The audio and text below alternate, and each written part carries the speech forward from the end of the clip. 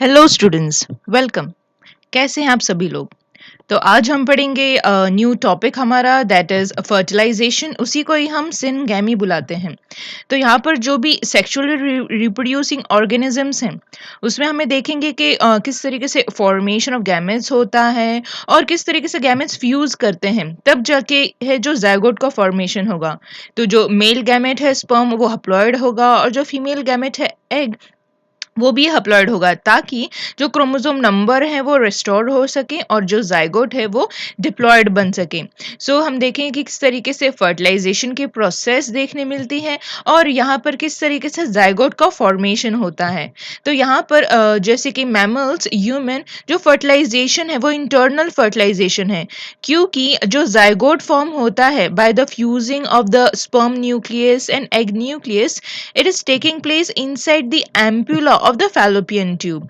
जिस तरीके से जाइगोट फॉर्म होगा और जाइगोट आगे धीरे धीरे डेवलप हो जाएगा एम्ब्रियो में, जो कि इम्प्लांट होगा यूटेरस में। आगे हम पढ़ेंगे किस तरीके से ये फर्टिलाइजेशन की प्रोसेस है, जो मैकेनिज्म है किस तरीके से चलता है। तो हमने देखा कि यहाँ पर इंसेमिनेशन की वजह से the semen it is been introduce into the female reproductive tract by the help of ejaculation, right. और यहाँ पर सिंगल इजैकुलेशन में करीबन 2 to 4 ml of semen produce होता है, जिसमें 200 to 400 millions of sperms present होंगे। और यहाँ पर here you can see the vaginal region जहाँ से जो sperm है they are going to get introduced inside the female reproductive system. Okay, so यहाँ से ovary से जब भी egg release होगा, now it is going to be inside the fallopian tube. So जो egg है you can say secondary oocyte है, it is going to remain in fallopian tube for about 2 days. और उसी दौरान जो cervix है it is going to open slightly, जिसके वजह से जो sperms हैं from the vaginal region they are going to get inside the uterus। और फिर यूटरस में एंटर होते ही here further it is going to move towards the fallopian tube, जहां पर एग जो है एम्पुलर रीजन में नजर आएगा। सो आगे हम पढ़ते हैं that how the movement of sperm is going to takes place towards the egg. So जब sperms they are present in female reproductive system, 0.5% 50% तो ऐसे ही डिस्ट्रॉय हो जाते हैं because of the acidic condition present in the vaginal region. और फिर जैसे ही स्पर्म वजाइनल रीजन में आते हैं हमें कैपेसिटेशन की प्रोसेस है देखने मिलती है। कैपेसिटेशन का मतलब है हियर यू कैन सी जो स्पर्म प्रेजेंट है they are coated by a cholesterol. So here when the sperm they are present in female reproductive system, जो कोलेस्ट्रॉल है it is going to get release out, और फिर जिसके वजह से जो मोटिलिटी है स्पर्म की वो और भी ज्यादा इंक्रीज हो जाएगी। और यहाँ पर हम देखते हैं कि कैपेसिटेशन में there is uptake of the calcium also. यहाँ पर you can see there is uptake of the calcium also, and here you can see that there is a kind of whiplash movement of the sperm taking place, जिसकी वजह से जो है albumin release होगा capacitation में। Even cholesterol is going to get release out in the capacitation, जिसकी वजह से जो मूवमेंट है स्पर्म का वो और भी ज़्यादा एक्टिव हो जाएगा, हाई हो जाएगा। यहाँ पर कैपेसिटेशन में हमने देखा कि जो स्पर्म की एक्टिविटी है वो इंक्रीज हो गई है।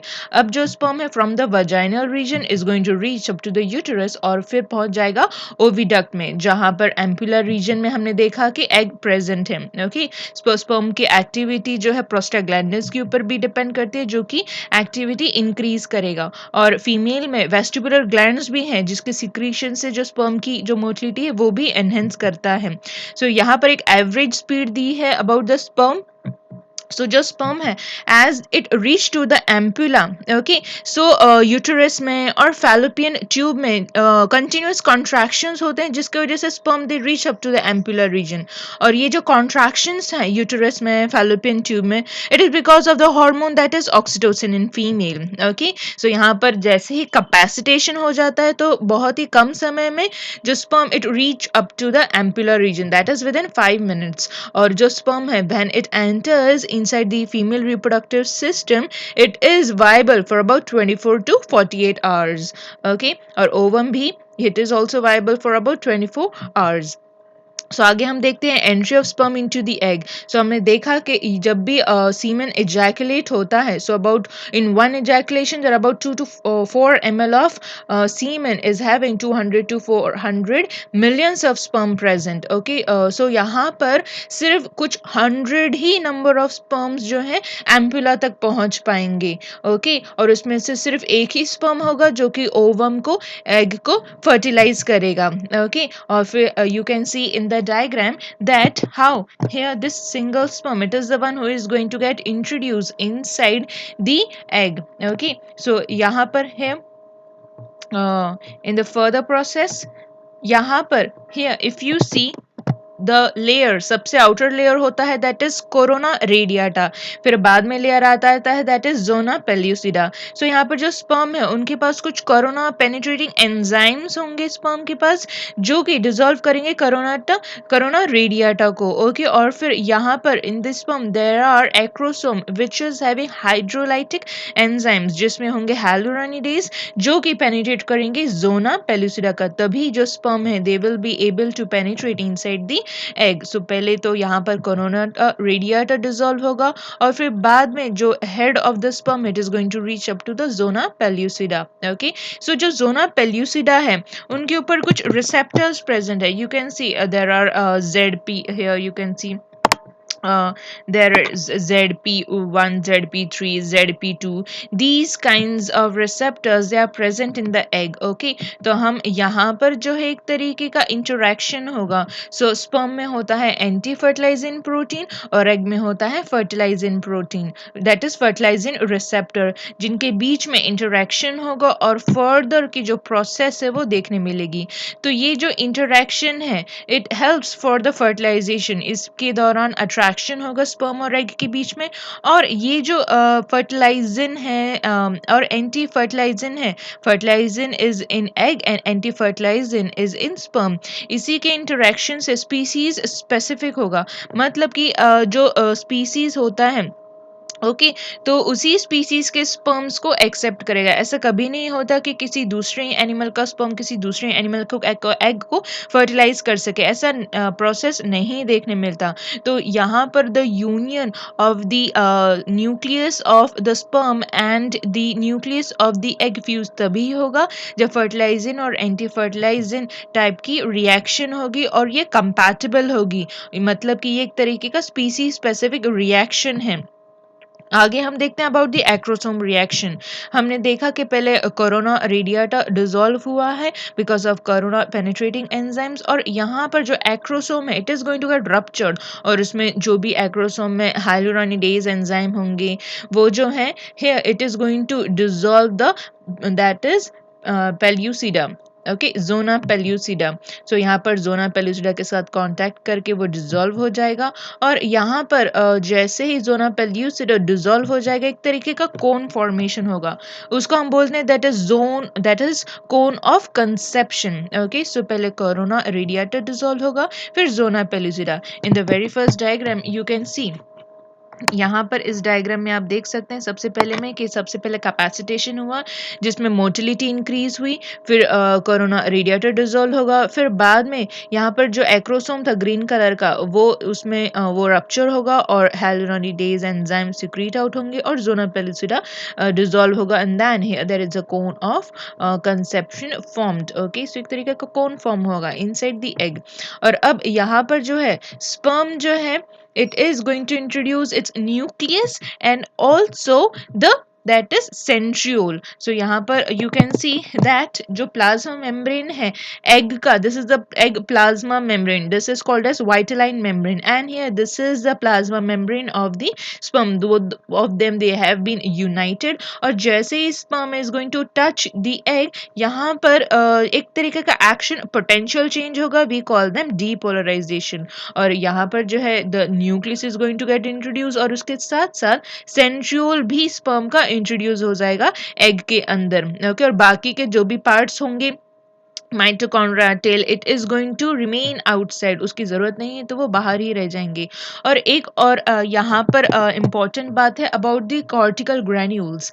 यहाँ पर वाइटल एंड मेम्ब्रेन के अंदर कुछ ग्रैन्यूल्स प्रेजेंट हैं, these are called as cortical granules. और ये कॉर्टिकल ग्रैन्यूल्स कॉर्टिकल वेसिकल्स के अंदर प्रेजेंट है, जिसका बहुत ही इंपॉर्टेंट फंक्शन है जो कि हम अभी आगे पढ़ेंगे। So यहाँ पर here we are going to tell you about a kind of a space that is called as perivitaline space।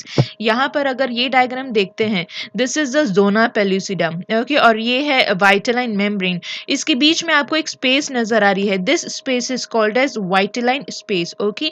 ये जो vitaline space है आगे जाके कन्वर्ट होने वाली है fertilizing membrane में। so हम आगे के रिएक्शन में देखते हैं। हमने अभी पढ़ा था vitaline membrane। so here in this structure ये है हमारे कॉर्टिकल ग्रैन्यूल्स जो कि प्रेजेंट है कॉर्टिकल वेसिकल के अंदर। सो जैसे ही sperm is going to dissolve corona radiata, then zona pellucida, और यहाँ पर प्लाज्मा मेम्ब्रेन के साथ जैसे ही टच होगा, यहाँ पर तुरंत कॉर्टिकल ग्रैन्यूल्स वो बर्स्ट आउट हो जाएंगे। और जैसे ही कॉर्टिकल ग्रैन्यूल्स बर्स्ट आउट हो जाएंगे, they are going to fuse with the vitelline membrane, और सारे के सारे ग्रैन्यूल्स हो जाएंगे पेरीवाइटलाइन स्पेस में। और अब यहाँ पर जो है फर्टिलाइजेशन मेम्ब्रेन का फॉर्मेशन होगा, we call them fertilization membrane. So जिसकी वजह से यहाँ पर जैसे कॉर्टिकल ग्रैन्यूल्स स्पेस में आ जाएंगे, फर्टिलाइजेशन मेम्ब्रेन का फॉर्मेशन होगा, और यहाँ पर एक तरीके का हार्ड कोटिंग फॉर्म हो जाएगी, जिसकी वजह से जो दूसरे स्पर्म से दे वोंट बी एबल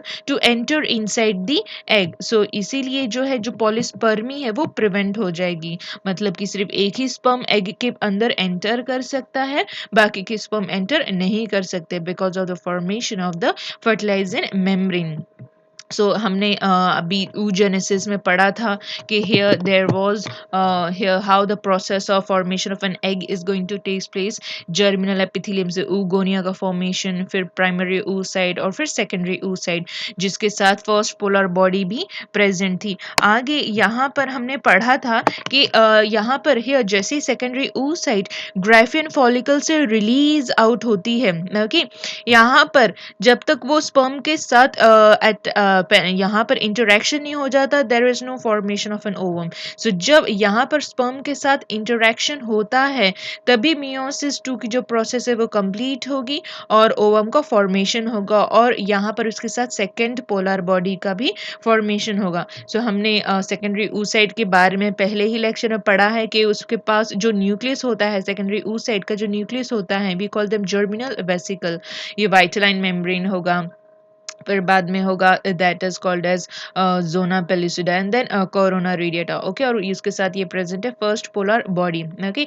आगे जैसे ही ये स्पर्म के साथ यूनाइट करता है, जो कि मियोसिस 2 मेटाफेज में स्टॉप हो गई थी, स्पर्म के इंटरेक्शन से तुरंत जो है मियोसिस 2 का प्रोसेस स्टार्ट हो जाएगा, और फिर धीरे धीरे now it is going to convert into an ovum, okay. और यहाँ पर जो है एंटर हो जाएगा स्पर्म का न्यूक्लियस। सो हम इसको बोलेंगे दिस इज मेल प्रोन्यूक्लियस, और ये होगा फीमेल प्रोन्यूक्लियस। और ये पहले से ही फर्स्ट पोलर बॉडी थी और ये होगी सेकेंड पोलर बॉडी। सो इस तरीके से जो है फर्टिलाइजेशन की प्रोसेस और यहाँ पर मियोसिस 2 का प्रोसेस दोनों ही साथ में होगा। सो इस तरीके से जो है वो एक्टिवेशन ऑफ ओवम हमें देखने मिलता है। सो जो सेकेंडरी oocyte मेटाफेज 2 फेज में अरेस्ट हुआ था, स्पर्म के इंटरेक्शन के बाद वो आगे प्रोसीड होगा, मियोसिस 2 कंप्लीट होगा और ओवम का फॉर्मेशन होगा, जो साथ में सेकेंडरी पोलर बॉडी का भी फॉर्मेशन करेगा। और अब जो सेकेंडरी oocyte में न्यूक्लियस जर्मिनल वेसिकल था, वो अब कन्वर्ट हो जाएगा फीमेल प्रोन्यूक्लियस में, और इस तरीके से एग का यू कैन से ओवम का फॉर्मेशन होगा। सो यहाँ पर जो है you can see there are two pronucleus present, pronuclei यहाँ पर you can see there are pronuclei present, ये है फीमेल प्रोन्यूक्लियस और ये है मेल प्रोन्यूक्लियस, और ये दो पोलर बॉडीज हैं जो कि अब जो न्यूक्लियस प्रेजेंट है now they are going to get fuse to each other, जो कि अब यहाँ पर जाइगोट का फॉर्मेशन होगा, ओके। सो यहाँ पर फ्यूजन हो रहा है मेल और फीमेल के न्यूक्लियस का, so we call them syncaryon, जो कि फर्टिलाइजेशन के प्रोसेस से ही देखने मिलेगा, और फिर जाइगोट का फॉर्मेशन होगा। सो अब आगे जाके जो जाइगोट सिंगल सेल है उसमें हमें क्लीवेज देखने मिलेगा। सो पहले 2 सेल, फिर 4 सेल, और फिर ये जो सेल्स हैं ओके हम इसको बुलाएंगे these are small cells we call them blastomeres okay आगे यहाँ पर जो है फर्दर की प्रोसेस देखें तो ज़ायगोट का फॉर्मेशन फिर बाद में 2 सेल स्टेज 4 सेल स्टेज फिर 8 सेल स्टेज और फिर हमें ये मोरुला देखने मिलेगा in this morula there are small cells we call them these are the blastomeres और फिर बाद में धीरे धीरे ब्लास्ट एक यहाँ पर कैविटी का फॉर्मेशन होगा we call them blastocyte okay so धीरे धीरे जो है एम्ब्रियोनिक डेवलपमेंट जो है वो स्टार्ट हो जाएगा अब हम एक वीडियो देखेंगे जिसमें एक्सप्लेन किया जाता है about the fertilization process Fertilization is the epic story of a single sperm facing incredible odds to unite with an egg and form a new human life. It is the story of all of us.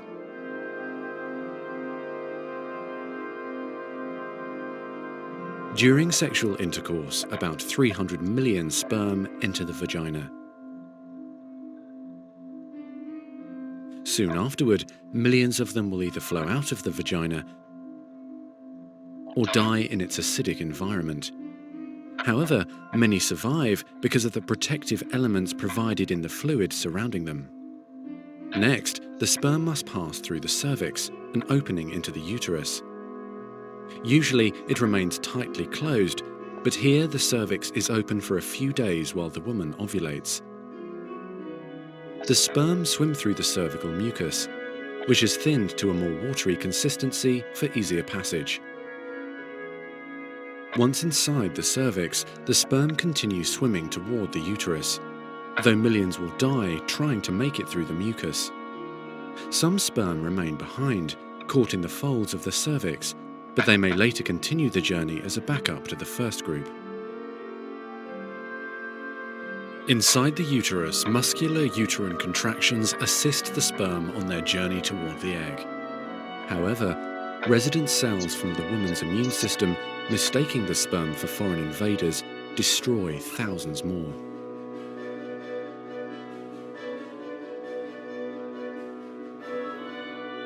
Next, half the sperm head for the empty fallopian tube, while the other half swim toward the tube containing the unfertilized egg.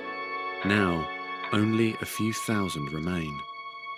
Inside the fallopian tube, tiny cilia push the egg toward the uterus. To continue, the sperm must surge against this motion to reach the egg. Some sperm get trapped in the cilia and die. During this part of the journey, chemicals in the reproductive tract cause the membranes covering the heads of the sperm to change. As a result, the sperm become hyperactive, swimming harder and faster toward their destination. At long last, the sperm reach the egg. Only a few dozen of the original 300 million sperm remain. The egg is covered with a layer of cells called the corona radiata. The sperm must push through this layer to reach the outer layer of the egg, the zona pellucida.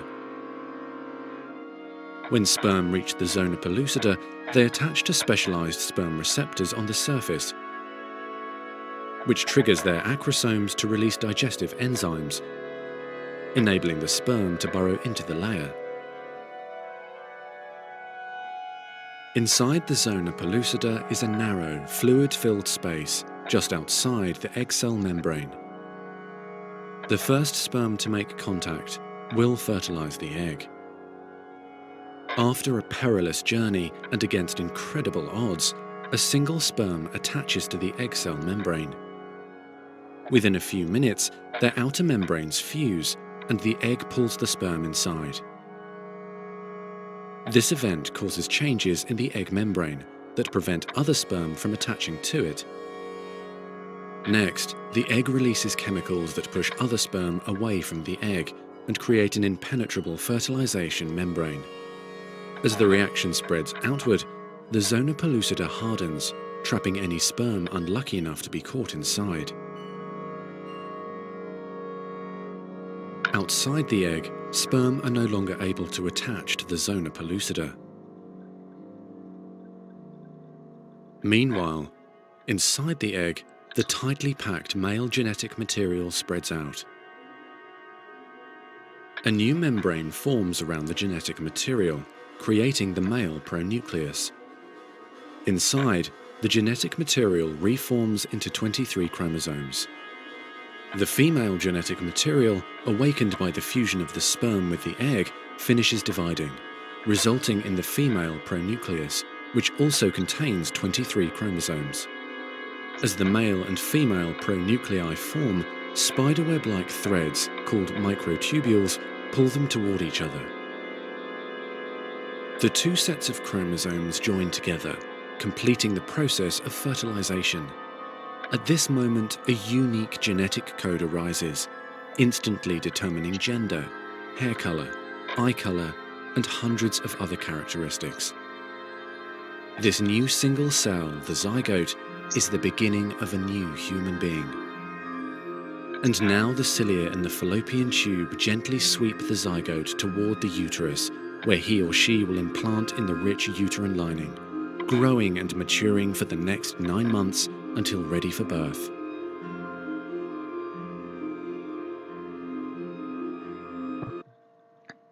इस तरीके से जो है fertilisation की process देखने मिलती है।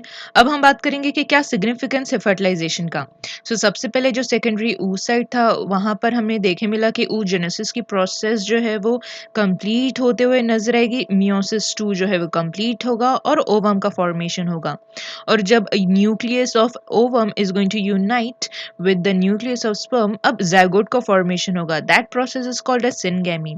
और यहाँ पर जो है ओवम अपने आप डिवीजन नहीं कर सकता क्योंकि उसके पास सेंट्रोल नहीं है, इसलिए स्पर्म का सेंट्रोल हेल्प करेगा फॉर द ज़ायगोट डिवीजन, और जिसके वजह से जो है वो further development is going to takes place. तो फर्टिलाइजेशन के दौरान male nucleus and female nucleus वो जो है फ्यूज करेंगे। यहाँ पर दो पेरेंट्स प्रेजेंट है, जिसकी वजह से जो वेरिएशंस क्रिएट होगा और जो कि इम्पोर्टेंट है for the evolution point of view. और फिर इस तरीके से जो है जेंडर भी ऑफस्प्रिंग का डिटरमाइन किया जा सकता है। यहाँ पर हम बात करते हैं हिंदू मैरिज एक्ट के बारे में, जो कि मैरिजेबल एज बॉय में है 21 ईयर्स ओल्ड और गर्ल्स में है दैट इज 18 ईयर्स ओल्ड। आगे हम नेक्स्ट वीडियो में पढ़ेंगे अबाउट द एम्ब्रियोनिक डेवलपमेंट। यहाँ पर जो है वीडियो स्टॉप होता है। अगर कोई सजेशंस हैं you can give me. Thank you.